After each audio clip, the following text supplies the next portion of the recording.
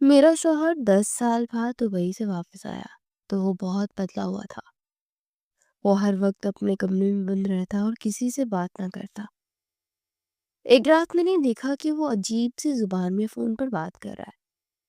میں نے شک کی بنیاد پر اس کا پاسپورٹ چیک کیا تو میرے ہوش اڑ گئے۔ پاسپورٹ پر تصویر تو میرے شوہر کی تھی مگر نام کسی اور کا تھا۔ تب مجھے احساس ہوا کہ یہ میرا شوہر نہیں بلکہ اس کا ہم شکل ہے۔ جو میرا نام مہوش ہے اور میں ایک عام سے گھریلو عورت ہوں جس کی کل کائنات اس کا شوہر اور اس کا بچہ ہوتا ہے۔ میری زندگی کی کہانی انتظار کے گرد گھومتی ہے، اور انتظار جو میں نے ایک دن نہیں 2 دن نہیں بلکہ پورے 10 سال کیا۔ یہ 10 سال کیسے گزرے یہ صرف میرا خدا جانتا ہے، یا پھر میرے وہ دھکے جو میرے آنسو سے بیتتے تھے۔ میرے شوہر کا نام ظہیر ہے۔ ہماری شادی بہت دھوم دھام سے ہوئی تھی اور ہم ایک خوشگوار زندگی گزار رہے تھے۔ ظہیر بہت مختی اور پیار کرنے والا انسان تھا۔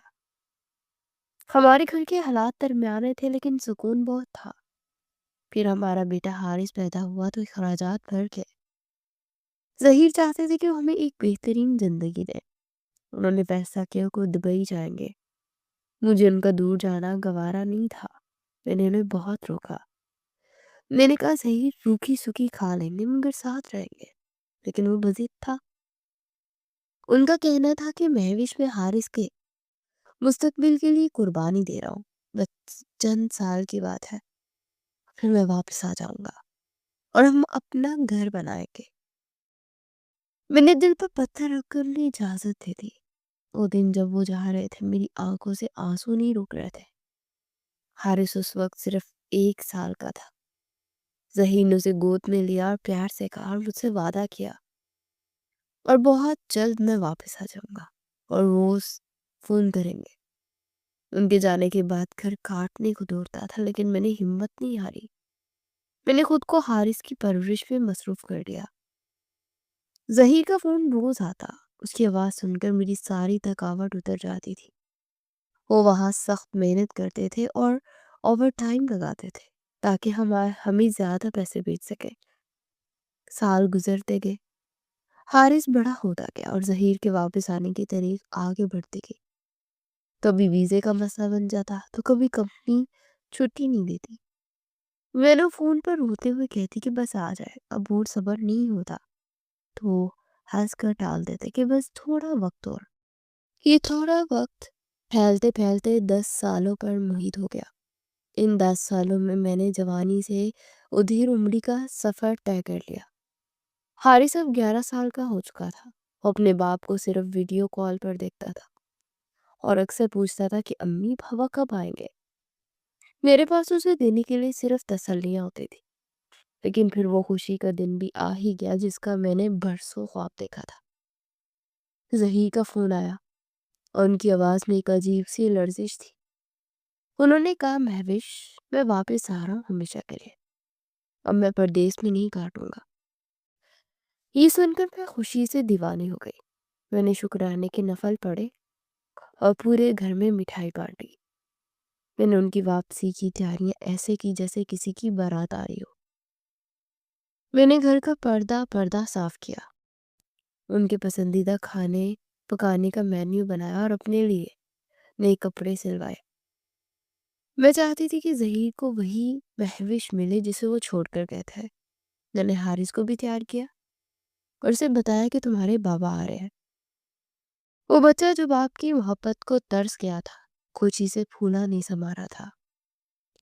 جس دن ظہیر کی فلائٹ تھی، میں صبح سپیرے ایئرپورٹ پہنچ گئی۔ میرا دل زور زور سے دھڑک رہا تھا۔ نظریں بار بار گھڑی اور آنے والے راستے پر تھی۔ ہر گزرتا لمحہ صدیوں جیسا لگ رہا تھا۔ بالآخر وہ لمحہ آ گیا۔ مسافر باہر آنا شروع ہوئے، پھر میں نے انہیں دیکھا اور بھیڑ میں سب سے الگ نظر آ رہے تھے۔ وہی قد کاٹ، وہی چال، لیکن 10 سالوں نے انہیں بدل دیا تھا۔ ان کے بالوں میں چاندی اتر آئی تھی اور چہرے پر تھکاوٹ کے گہرے سائے تھے۔ وہ کمزور لگ رہے تھے جیسے بہت بڑی بیماری یا پریشانی کاٹ کر آئے ہوں۔ حارث دوڑ کر ان کی ٹانگوں سے لپٹ گیا۔ میں نے سوچا تھا کہ ظہیر اسے اٹھا کر ہوا میں گھمائیں گے اور رو پڑیں گے جیسا کہ وہ ویڈیو کال پر کرتے تھے، لیکن انہوں نے ایسا نہیں کیا۔ وہ ایک لمحے کے لیے رکے جیسے انہیں سمجھ نہ آ رہا ہو کہ کیا کرنا ہے۔ پھر انہوں نے جھک کر حارث کے سر پر ہاتھ پھیرا اور ہلکا سا مسکرا دیا۔ ان کی مسکراہٹ میں وہ پرانی گرم جوشی نہیں تھی جو کبھی ہوا کرتی تھی۔ میں آگے بڑھی اور ان کے سامنے جا کھڑی ہوئی۔ میری آنکھوں میں آنسو تھے اور میں چاہتی تھی کہ مجھے گلے لگا لے یا کم از کم میری آنکھوں میں دیکھ کر کچھ کہے، لیکن انہوں نے نظریں چرا لی اور دھیمی آواز میں بولے، کیسی ہو مہوش؟ چلو گھر سب چلتے ہیں، میں بہت تھکا ہوا ہوں۔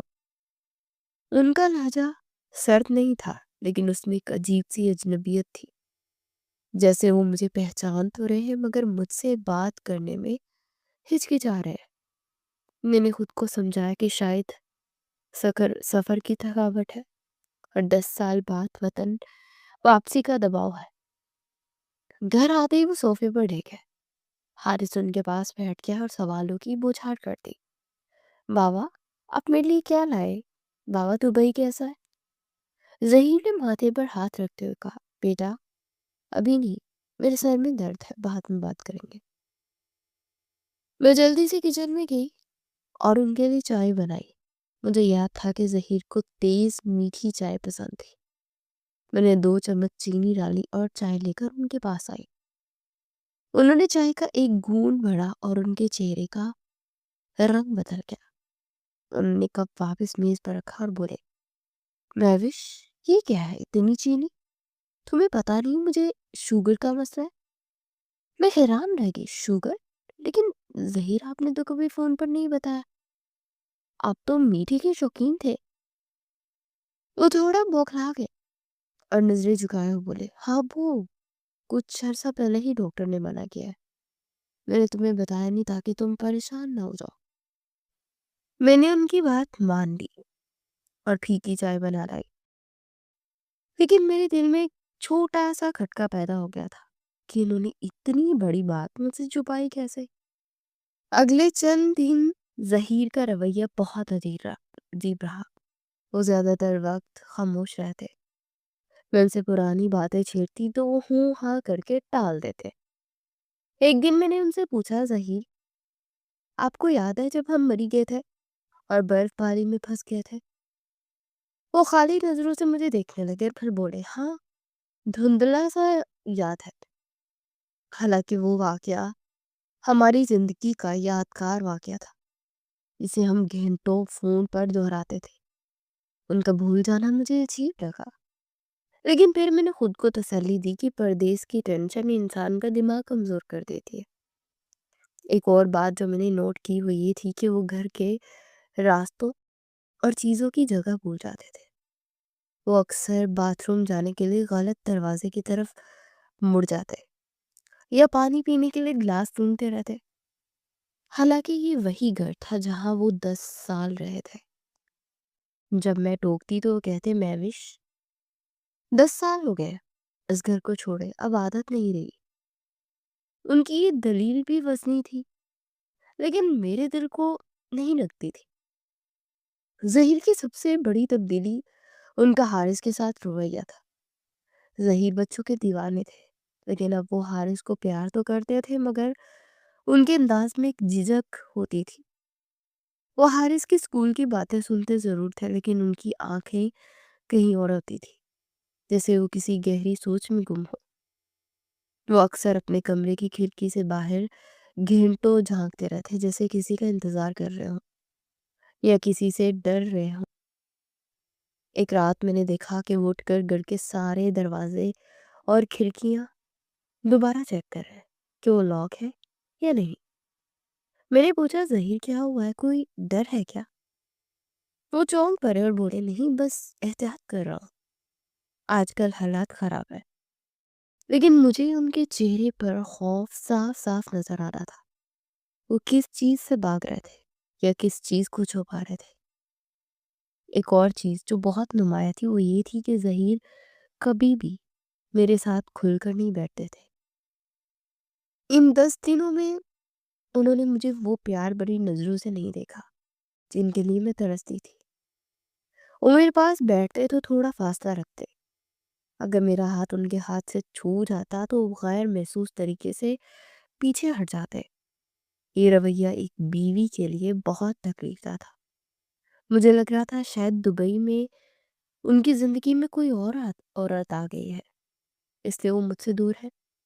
میں راتوں کو روتی تھی اور سوچتی تھی کہ میں نے 10 سال کس کے لیے برباد کیے، اس شخص کے لیے جو مجھے دیکھنا بھی گوارا نہیں کرتا۔ لیکن پھر میرا دھیان ان کی پریشانی کی طرف جاتا۔ وہ ہر وقت اداس رہتے تھے، ان کی آنکھوں میں ایک ویرانی تھی جو بے وفائی کی نہیں بلکہ کسی گہرے دکھ کی رکھتی تھی۔ ایک دن میں نے ان کے کپڑے دھوتے ان کی قمیض کی جیب سے ایک پرچی دیکھی جس پر کچھ عجیب سے نمبر لکھے ہوئے تھے اور نیچے ایک نام لکھا تھا، سکندر۔ یہ نام میں نے پہلے کبھی نہیں سنا تھا۔ میں نے شام کو ان سے پوچھا، یہ سکندر کون ہے؟ وہ ایک دم گھبرا گئے اور میرے ہاتھ سے پرچی چھین لی۔ تم میری جیبیں کیوں ٹٹولتی ہو مہوش؟ یہ میرا بزنس پارٹنر ہے دبئی میں، بس کام کی بات تھی۔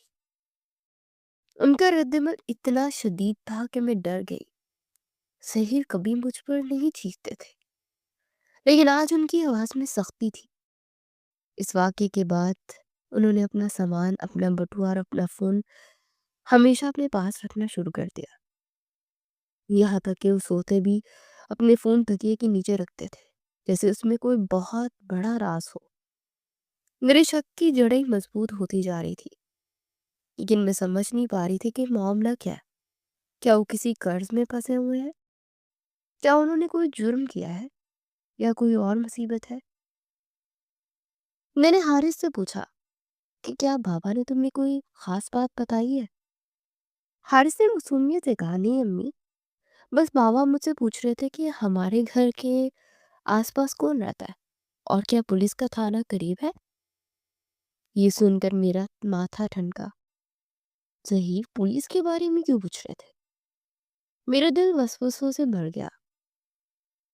میں نے فیصلہ کیا کہ میں ان پر نظر رکھوں گی، کیونکہ ان کی خاموشی اور خوف اب مجھے بھی ڈرا رہا تھا۔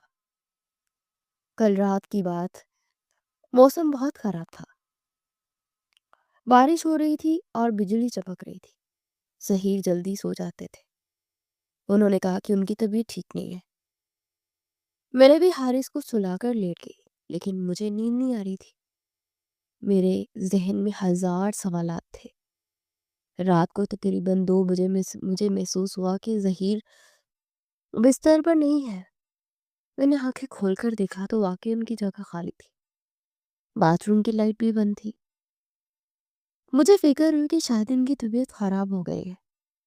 میں اٹھی اور کمرے سے باہر نکلی۔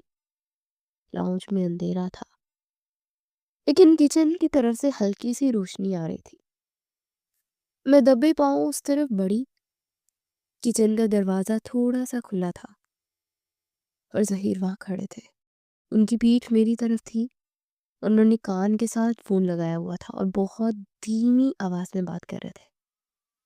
میں نے سوچا شاید وہ دبئی میں کسی دوست سے بات کر رہے ہیں، لیکن جیسے میں دروازے کے قریب پہنچی میرے قدم جم گئے، کیونکہ وہ اردو میں بات نہیں کر رہے تھے اور نہ ہی وہ پنجابی تھی یا انگریزی تھی۔ وہ ایک بہت ہی عجیب اور سخت زبان تھی جو میں نے زندگی میں کبھی نہیں سنی تھی۔ شاید پشتو تھی یا فارسی یا پھر کوئی اور زبان۔ لیکن مسئلہ زبان کا نہیں تھا، مسئلہ ان کے لہجے کا تھا۔ ان کی آواز میں وہ نرمی نہیں تھی جو ظہیر کی پہچان تھی، بلکہ ایک رعب اور غصہ تھا۔ وہ فون پر کسی کو ڈانٹ رہے تھے۔ مجھے ان کے الفاظ سمجھ نہیں آ رہے تھے، لیکن ان کا انداز اتنا جارحانہ تھا کہ میں خوف سے کانپنے لگی۔ پھر اچانک انہوں نے اردو میں ایک جملہ کہا جو میری سماعت پر ہتھوڑے کی طرح برسا۔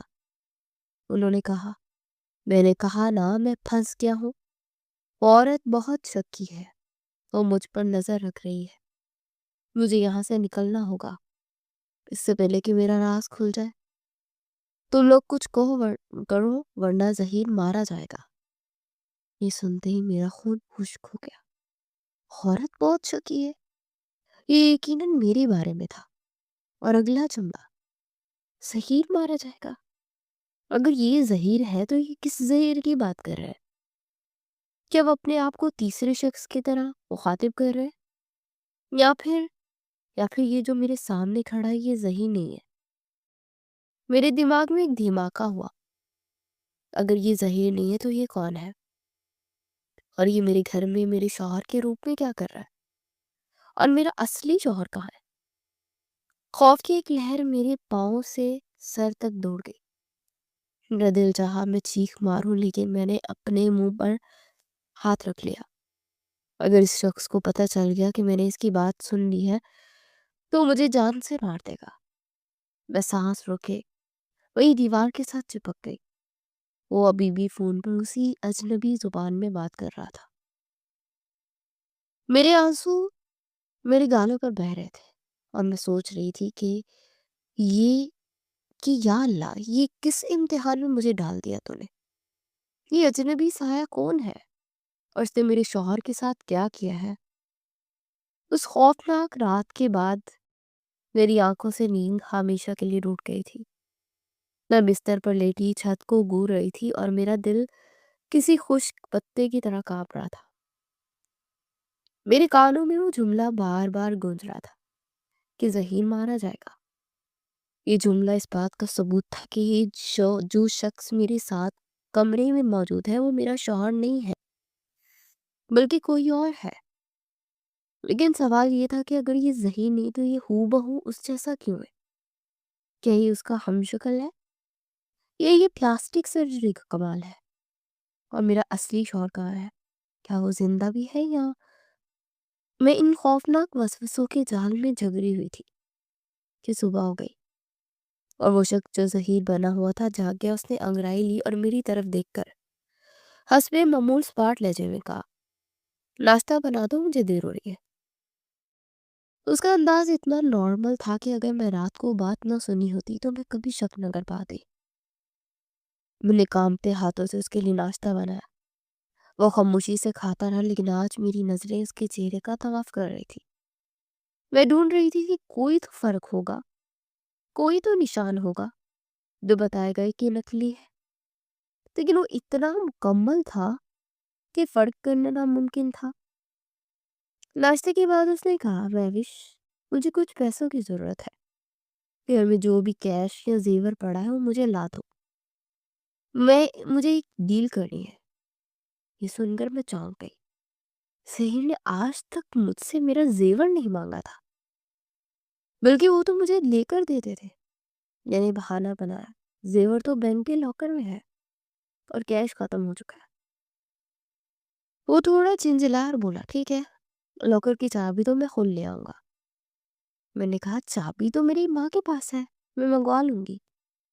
وہ غصے سے کچھ بڑبڑایا اور اٹھ کر باہر چلا گیا۔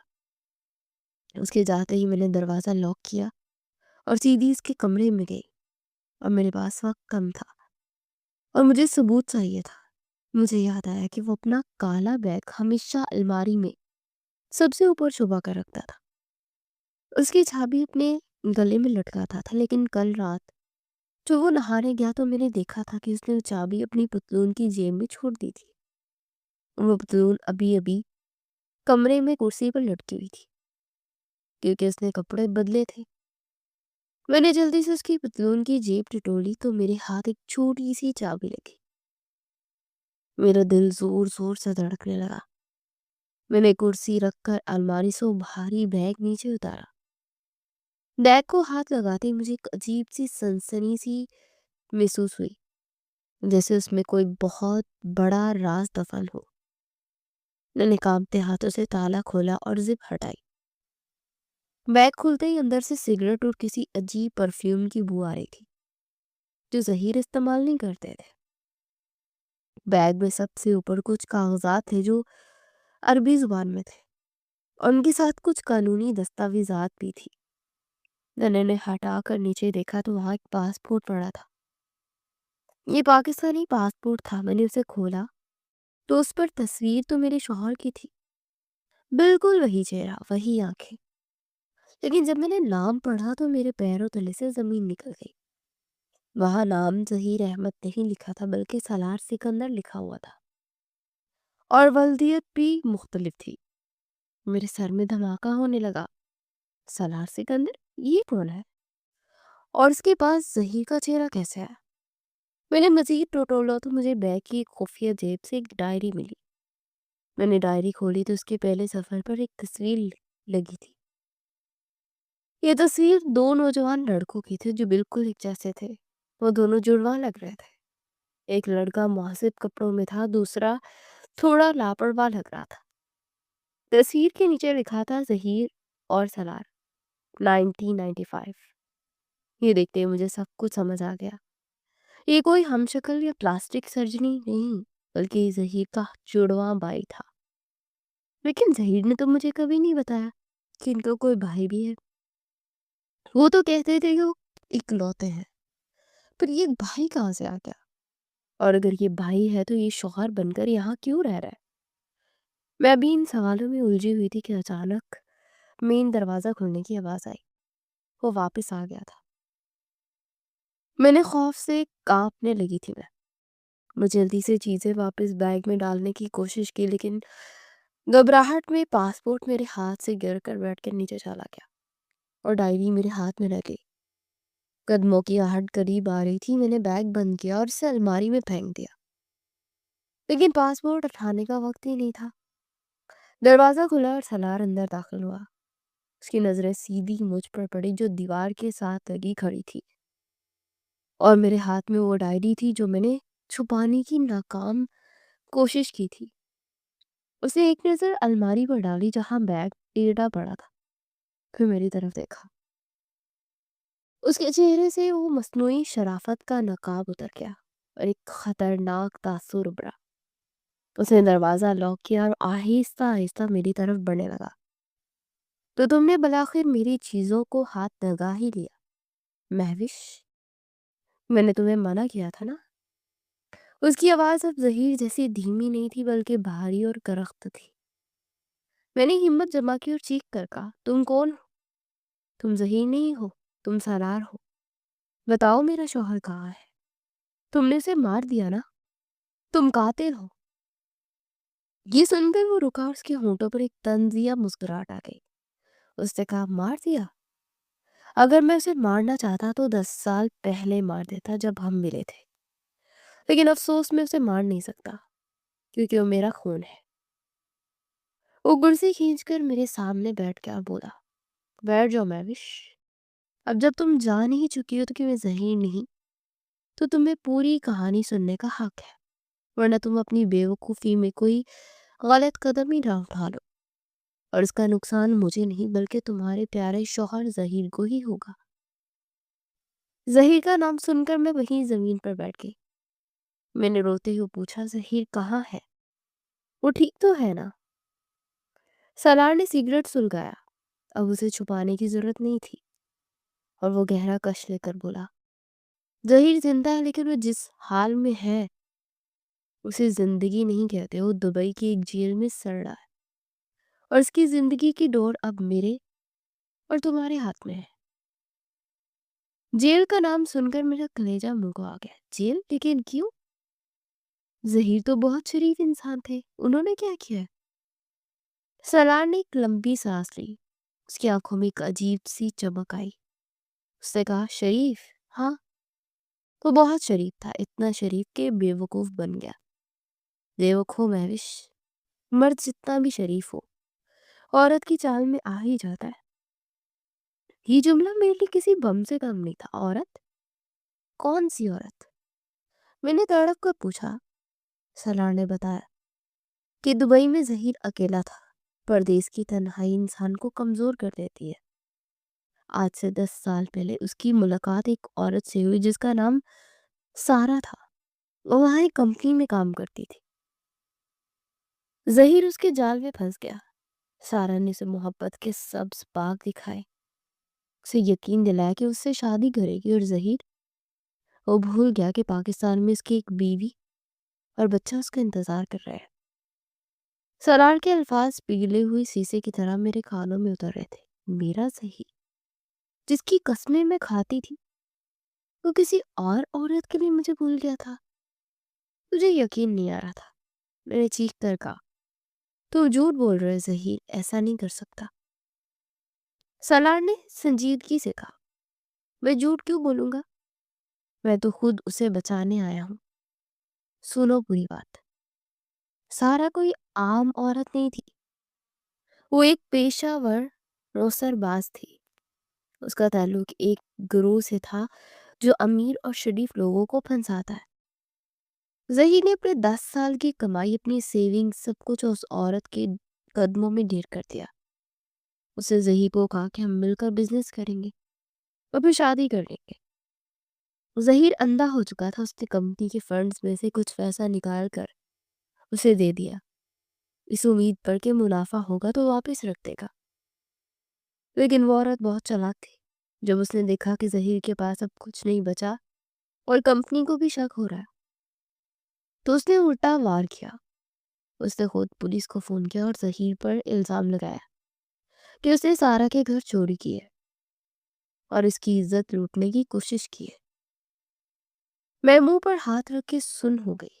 یہ تو کسی فلم کی کہانی لگ رہی تھی، لیکن سالار کا لہجہ بتا رہا تھا کہ یہ خوفناک حقیقت ہے۔ اس نے بات جاری رکھی، ظہیر کے پاس کوئی ثبوت نہیں تھا۔ سارا نے سارے پیسے غائب کر دیے تھے اور الٹا اس پر کمپنی کے پیسوں کے غبن کا کیس بھی بن گیا۔ پولیس نے ظہیر کو گرفتار کر لیا۔ وہ پچھلے 6 مہینے سے جیل میں ہے۔ اس پر کروڑوں کا الزام ہے اور عزت کا کیس الگ ہے۔ وہاں کا قانون بہت سخت ہے۔ اسے لمبی قید یا شاید اس سے بھی بدتر سزا ہو سکتی ہے۔ میں نے روتے ہوئے پوچھا، تو تم کون ہو اور یہاں کیا کر رہے ہو؟ سالار نے سگریٹ کا ٹکڑا زمین پر مسلا رکھا۔ میں ظہیر کا جڑواں بھائی ہوں۔ ہم بچپن میں بچھڑ گئے تھے۔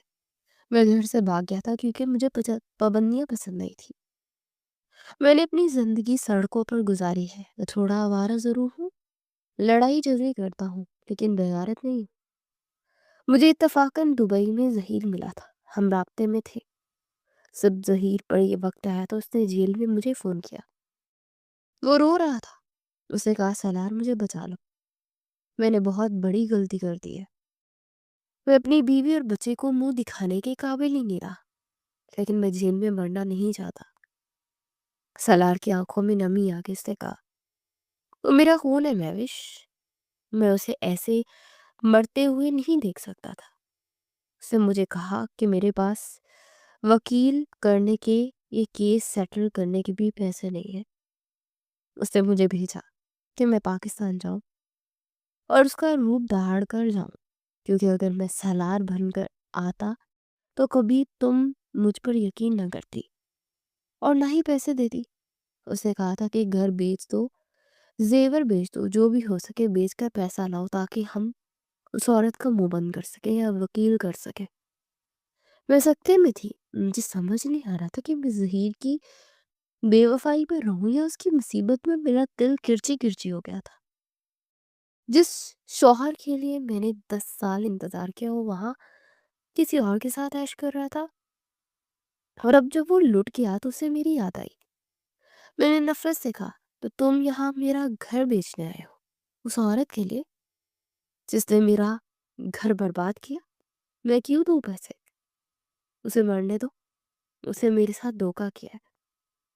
سالار نے سختی سے میرا بازو پکڑا اور کہا، دیکھو مہوش، جذبات میں مت آؤ۔ وہ بے وقوف ضرور ہے، لیکن وہ تمہارا شوہر ہے، حارث کا باپ ہے۔ اگر وہ وہاں مر گیا، اسے سزا ہو گئی، تو تم ساری زندگی لوگوں کو کیا منہ دکھاؤ گی؟ اور پھر حارث، اس کا کیا ہوگا؟ کیا تم چاہتی ہو کہ وہ یتیم ہو جائے؟ حارث کا نام سن کر میں خاموش ہو گئی۔ سالار نے نرم لہجے میں کہا، دیکھو، میں جانتا ہوں تمہیں غصہ ہے اور حق بجانب ہے، لیکن اس وقت غصہ کرنے کا وقت نہیں ہے۔ میرے پاس دبئی سے خبر آئی ہے کہ سارا اس کیس کو مزید خراب کر رہی ہے۔ وہ چاہتی ہے کہ ظہیر کو لمبی سزا ہو تاکہ وہ سکون سے پیسے ہضم کر سکے۔ میرے کچھ دوست ہیں دبئی میں جو اس وقت اس عورت پر نظر رکھے ہوئے ہیں۔ انہوں نے لگا رکھا ہے کہ اس عورت کے خلاف کوئی ثبوت ڈھونڈے، کوئی ایسی چیز جس سے ثابت ہو سکے کہ اس نے ظہیر کو پھنسایا ہے۔ لیکن وہ لوگ بھی پیسے مانگتے ہیں، وکیل کی فیس لاکھوں میں ہے۔ مجھے پیسوں کی اشد ضرورت ہے، ورنہ ہم ظہیر کو نہیں بچا سکیں گے۔ میں نے پوچھا تو تم نے یہ ڈرامہ کیوں کیا؟ تم سیدھا بتا دیتے۔ سالار نے کہا کہ ظہیر نے منع کیا تھا، اس نے کہا تھا کہ مہوش میرا یہ روپ برداشت نہیں کر سکے گی، وہ ٹوٹ جائے گی، اس لیے میں نے شوہر بننے کا ناٹک کیا تاکہ تم آسانی سے چیزیں میرے حوالے کر سکو۔ لیکن میں ایکٹنگ میں اچھا نہیں ہوں، تم نے پکڑ لیا۔ اب ساری کڑیاں مل رہی تھی، ظہیر کا بدلا ہوا رویہ، حارث سے دوری، پرانی یادیں نہ ہونا، اور وہ فون کال جس میں وہ کہہ رہا تھا کہ ظہیر مارا جائے گا، سب سچ تھا۔ یہ شخص سالار تھا جو اپنے بھائی کو بچانے کے لیے ایک خطرناک کھیل کھیل رہا تھا۔ لیکن میرے دل میں ایک سوال ابھی بھی تھا۔ میں نے پوچھا، مجھے کیسے یقین آئے کہ تم سچ بول رہے ہو سکتا ہے تم نے ہی ظہیر کو اغوا کیا ہو اور پیسے لینے آئے ہو۔ سالار نے جیب سے اپنا فون نکالا اور ایک ویڈیو پلے کی۔ ویڈیو جیل کی تھی جس میں ظہیر سلاخوں کے پیچھے کھڑا تھا۔ اس کی حالت بہت بری تھی، وہ رو رہا تھا اور کہہ رہا تھا مہوش مجھے معاف کر دو، میں نے تمہارے ساتھ بہت برا کیا، میں بہک گیا تھا، لیکن خدا کے لیے میری مدد کرو۔ سالار جو کہہ رہا تھا وہ کرو گے میرا بھائی ہے، یہ مجھے بچانے آیا ہے، گھر بیچ دو، سب کچھ بیچ دو، بس مجھے یہاں سے نکالو ورنہ میں مر جاؤں گا۔ ظہیر کی حالت دیکھ کر میری نفرت ممتا میں بدل گئی۔ وہ میرا مجرم تھا لیکن پھر بھی وہ میرا تھا۔ اس کے آنسو مجھ سے برداشت نہیں ہوئے۔ میں نے سالار کو فون واپس کیا اور کہا، مجھے بتاؤ مجھے کیا کرنا ہے۔ سالار نے کہا کہ سب سے پہلے تمہیں یہ گھر بیچنا ہوگا، کیونکہ بڑی رقم صرف گھر بیچ کر ہی مل سکتی ہے، اور زیورات بھی، وہ بھی دینے ہوں گے۔ میں کل ہی ڈیلر کو بلاؤں گا، تم بس خاموش رہنا اور دستخط کر دینا۔ میں نے اس بات میں سر ہلا دیا۔ رات کو میں سو نہ سکی۔ ایک طرف شوہر کی بے وفائی کا غم تھا تو دوسری طرف اسے بچانے کی فکر۔ سالار دوسرے کمرے میں سو رہا تھا، اب وہ میرے کمرے میں نہیں آتا تھا۔ میں نے سوچا کہ کیا میں صحیح کر رہی ہوں؟ کیا ظہیر واقعی بچ جائے گا؟ اور اگر وہ بچ گیا تو کیا وہ میرے پاس واپس آئے گا یا اسی عورت کے پاس جائے گا؟ اگلے 2 دن بہت مصروف گزرے۔ سالار نے ایک پراپرٹی ڈیلر کو بلایا، گھر کے کاغذات میرے سامنے تھے، اس لیے میرے دستخط ضروری تھے۔ میں نے دل پر پتھر رکھ کر اپنے خوابوں کے گھر کے سودے پر دستخط کر دیے۔ سالار نے زیورات بھی بیچ دیے، ایک خطیر رقم جمع ہو گئی۔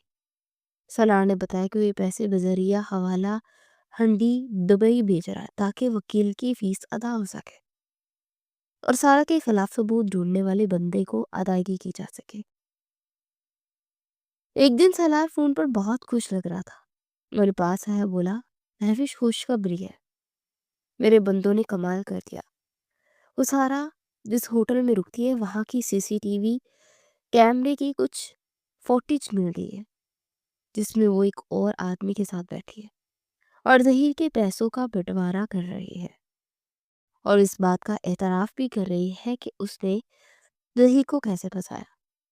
یہ ثبوت بہت اہم ہے، اگر یہ پولیس کو مل گیا تو ظہیر بے گناہ ثابت ہو سکتا ہے۔ یہ سن کر مجھے امید کی کرن نظر آئی۔ سالار نے کہا، مجھے وہ لوگ اس ویڈیو کے بدلے بہت بڑی رقم دے رہے ہیں، یہ آخری قسط ہے جو ہمیں دینی ہے، اس کے بعد ظہیر باہر ہوگا۔ میں نے کہا لیکن اب تو کچھ نہیں بچا، گھر بھی بک گیا، زیور بھی بک گیا۔ سالار نے کہا، مجھے ابھی دبئی نکلنا ہوگا، میں خود جا کر یہ ثبوت پولیس کے حوالے کروں گا اور وکیل کے ساتھ پیش کروں گا۔ تم یہاں اپنی ماں کے گھر چلی جاؤ، میں وعدہ کرتا ہوں کہ میں ظہیر کے کو لے کر ہی واپس آؤں گا۔ سالار کی آنکھوں میں سچائی تھی، اور شاید وہ برا انسان تھا، ہمارا تھا، لیکن وہ اپنے بھائی کے لیے مخلص تھا۔ اس نے چند دنوں میں ثابت کر دیا کہ وہ ظہیر کو بچانے کے لیے کسی بھی حد تک جا سکتا ہے۔ وہ جانے کی تیاری کر رہا تھا، بیگ پیک کر رہا تھا۔ حارث نے پوچھا، چچا اب جا رہے ہیں؟ کیا بابا آئیں گے؟ سالار نے حارث کو گود میں اٹھایا۔ اب حارث کو پتا چل چکا تھا کہ یہ چچا ہے، اور وہ پیار کر کے کہا، ہاں شیرو، میں جا رہا ہوں تمہارے اصل بابا کو لینے۔ وہ مجھ سے زیادہ اچھے ہیں، وہ تم سے بہت پیار کرتے ہیں نا۔ سالار نے مجھے الوداع کہا اور بولا، مہوش تم ایک عظیم عورت ہو۔ ظہیر تمہارے قابل نہیں تھا، لیکن تم نے اسے بچا لیا۔ میں جا رہا ہوں، دعا کرنا کہ کامیاب ہو جاؤ۔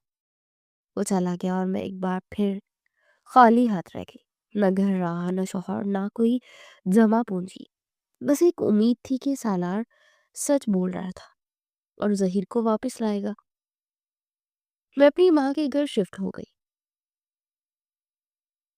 اور ہر لمحہ فون کے بجنے کا انتظار کرنے لگی۔ مجھے نہیں معلوم تھا کہ دبئی میں کیا ہو رہا ہے۔ کیا سالار وہ ثبوت پولیس تک پہنچا پائے گا؟ کیا سارا پکڑی جائے گی؟ اور کیا ظہیر اپنی غلطی پر واقعی شرمندہ ہوگا؟ یہ سوال مجھے کاٹ رہے تھے، لیکن میرے دل کو ایک اطمینان تھا کہ میں نے اپنا فرض پورا کر دیا تھا۔ میں نے بے وفائی کے بدلے وفا دی تھی، اور اب فیصلہ خدا کے ہاتھ میں تھا کہ وہ میری جھولی میں کیا ڈالتا ہے۔ سالار کے جانے کی بات میری زندگی میں عجیب سا تعطل کا شکار ہو گئی تھی، جیسے وقت تھم سا گیا ہو۔ میں اپنے ماں کے گھر کے ایک چھوٹے سے کمرے میں حارث کو سینے سے لگائے بیٹھی رہتی اور آہٹ پر چونک جاتی کہ شاید کوئی خبر آئی ہو۔ میرا دل ایک پل کے لیے مطمئن ہوتا کہ میں نے اپنے شوہر کو بچانے کی کوشش کی ہے، لیکن اگلی پل وسوسے مجھے گھیر لیتے کہ کیا سالار واقعی ظہیر کو بچا پائے گا؟ کیا وہ پیسے لے کر بھاگ تو نہیں جائے گا؟ اور سب سے بڑا ڈر یہ تھا کہ اگر ظہیر بچ بھی گیا تو کیا وہ میرے پاس واپس آئے گا؟ کیا اسی عورت کے پاس جائے گا جس کی خاطر اس نے مجھے بلا دیا تھا؟ یہ سوال مجھے اندر ہی اندر کھا رہا تھا۔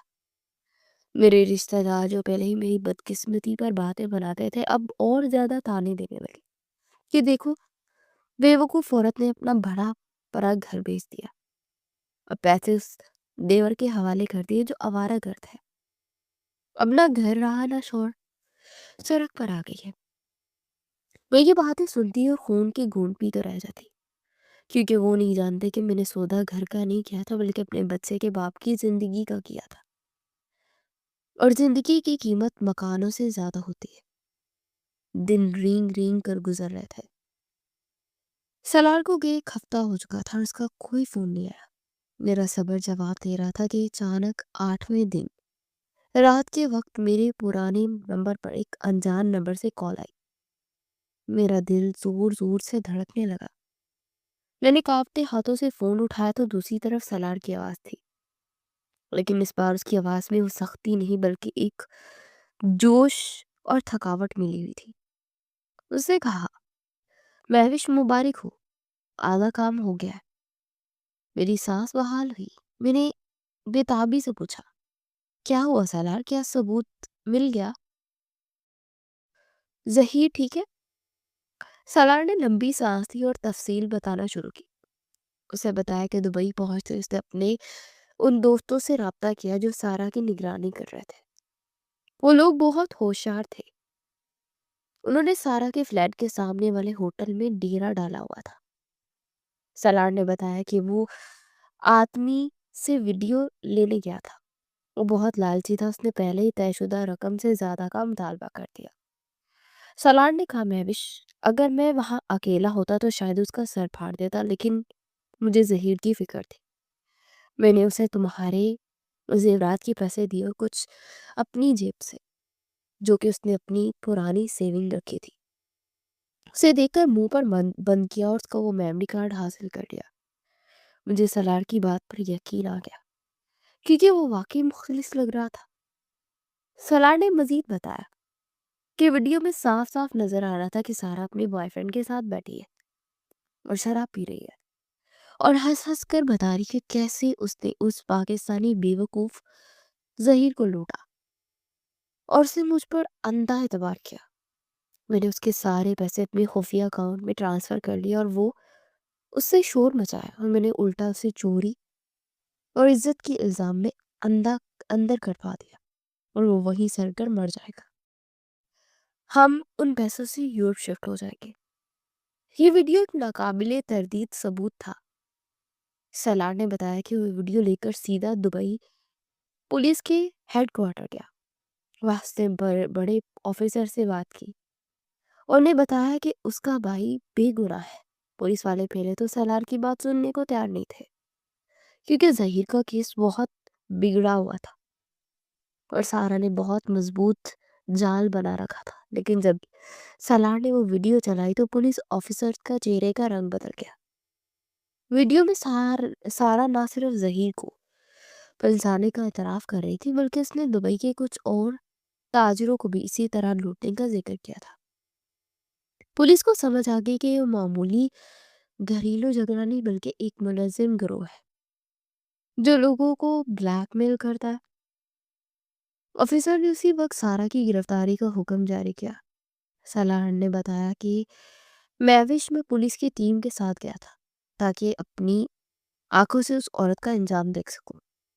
جب پولیس نے سارا کے فلیٹ پر چھاپا مارا تو وہ ایئرپورٹ جانے کی تیاری کر رہی تھی۔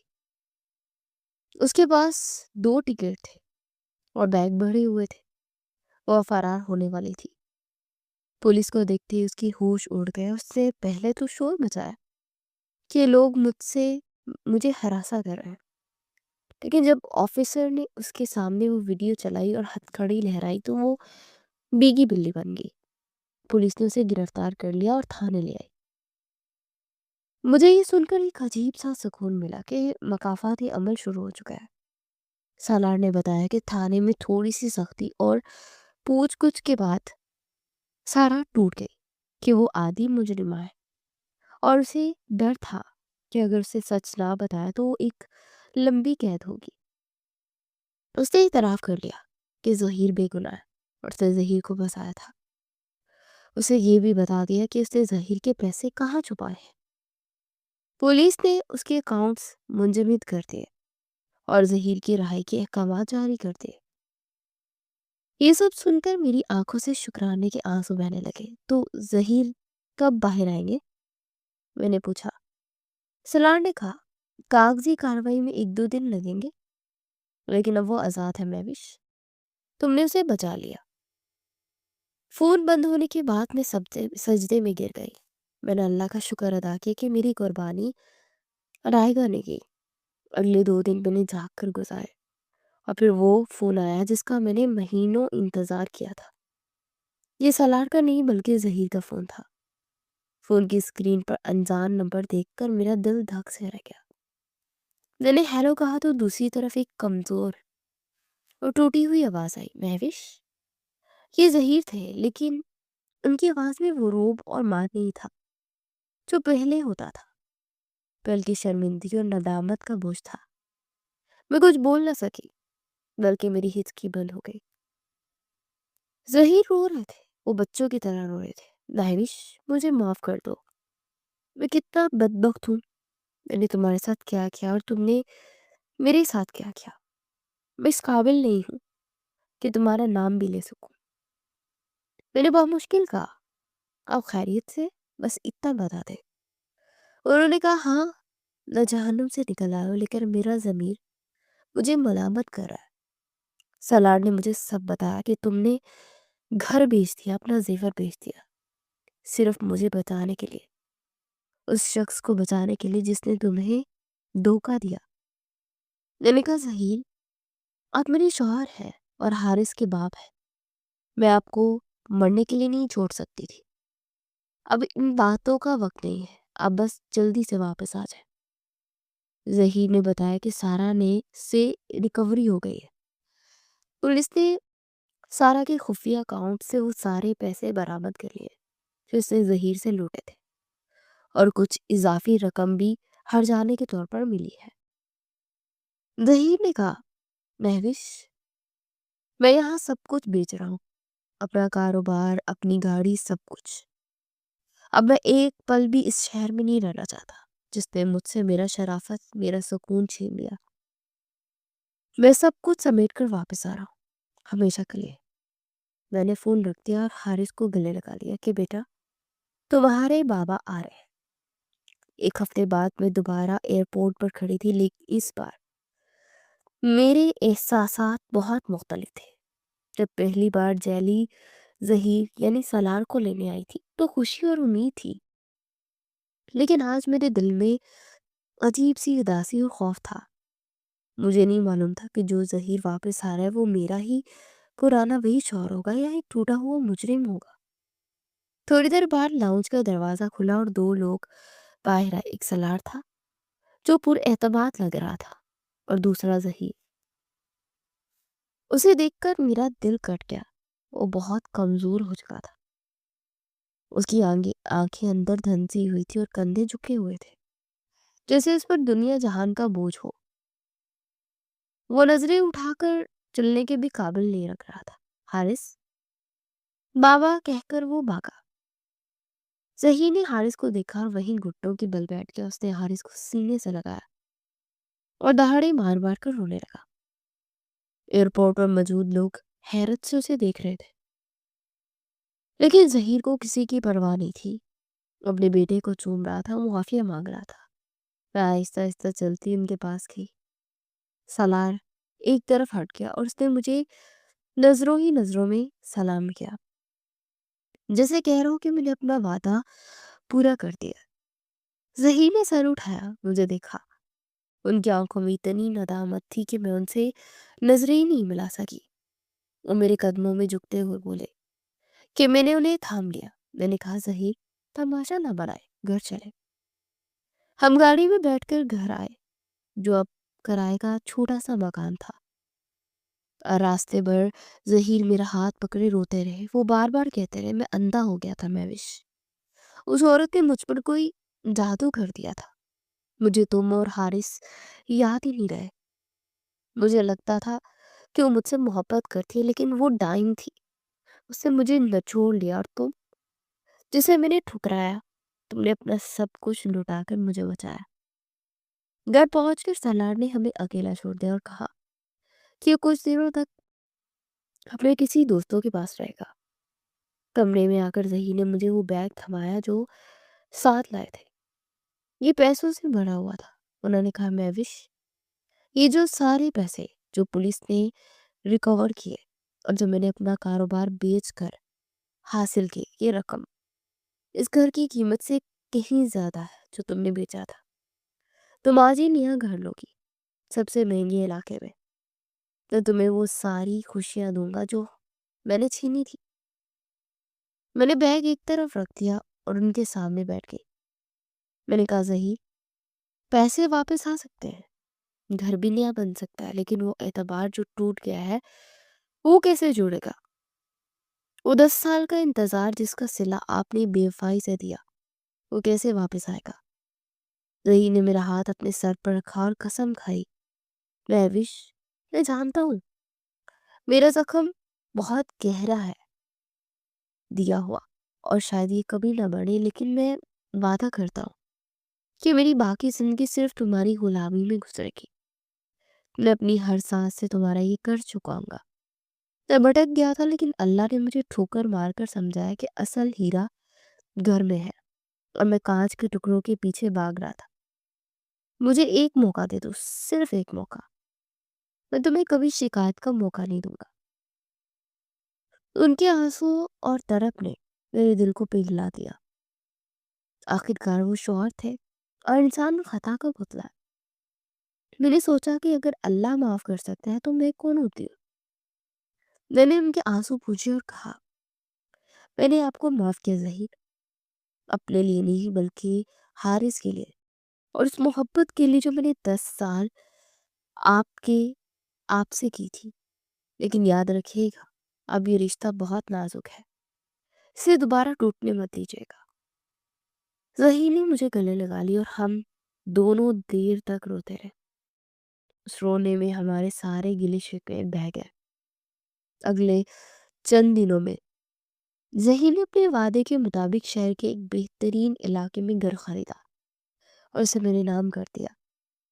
انہوں نے حارث کے نام پر بہت سی جائیداد لی، لیکن سب سے اہم بات یہ تھی کہ اب وہ ہر وقت ہمارے ساتھ رہتے تھے۔ وہ حارث کو اسکول چھوڑنے جاتے، مجھے کچن میں مدد کرواتے اور ہر نماز کے بعد دیر تک دعا کرتے۔ سالار کچھ دن ہمارے ساتھ رہا اور وہ بدل چکا تھا۔ ظہیر نے سے کہا کہ وہ ہمارے ساتھ رہے اور بزنس سنبھالے، لیکن سالار نے انکار کر دیا۔ اس نے کہا، نہیں بھائی، میں آزاد پنچھی ہوں، مجھے ایک جگہ ٹکنا نہیں آتا۔ میں نے تمہیں تمہاری فیملی سے ملا دیا، میرا مشن پورا ہو گیا، اب میں اپنی دنیا میں خوش ہوں۔ جاتے ہوئے سالار نے مجھ سے کہا، بابی، تم دنیا کی سب سے بہادر عورت ہو، اگر تم نہ ہوتی تو آج ظہیر زندہ نہ ہوتا۔ تم نے ثابت کر دیا کہ ایک عورت اگر چاہے تو تقدیر کا رخ موڑ سکتی ہے۔ سالار چلا گیا، لیکن وہ ہمیں ایک سبق دے گیا تھا جو ہم کبھی نہیں بھولیں گے۔ ہماری زندگی دوبارہ ٹریک پر آ گئی تھی۔ بظاہر سب کچھ پہلے جیسا ہو گیا تھا، لیکن ہم دونوں جانتے تھے کہ ہمارے دلوں میں کچھ نشان باقی ہیں جو شاید کبھی نہیں مٹیں گے، لیکن ان نشانوں نے ہمارے رشتے کو مزید مضبوط کر دیا تھا، کیونکہ اب یہ رشتہ صرف محبت کا نہیں تھا، بلکہ اعتماد کی اس جوڑ کا تھا جو ٹوٹ کر دوبارہ جڑی تھی اور پہلے سے زیادہ پکی ہو گئی تھی۔ ظہیر اکثر راتوں کو اٹھ کر حارث کو اور مجھے سوتے ہوئے دیکھتے اور شکر ادا کرتے۔ میں نے بھی اپنے دل سے سارے وسوسے نکال دیے تھے، کیونکہ مجھے یقین تھا کہ جو شخص موت کے منہ سے نکل کر اور دھوکے کی آگ میں جل کر واپس آیا، وہ اب کبھی راستہ نہیں بھٹکے گا۔ یہ کہانی صرف میری نہیں، بلکہ ہر اس عورت کی تھی جو صبر کرتی ہے، اور ہر اس مرد کی تھی جسے اپنی غلطی کا احساس وقت پر ہو جاتا ہے۔ برائی کتنی ہی طاقتور کیوں نہ ہو، سچائی اور وفاداری کے سامنے گھٹنے ٹیک ہی دیتی ہے، اور یہی ہماری جیت تھی۔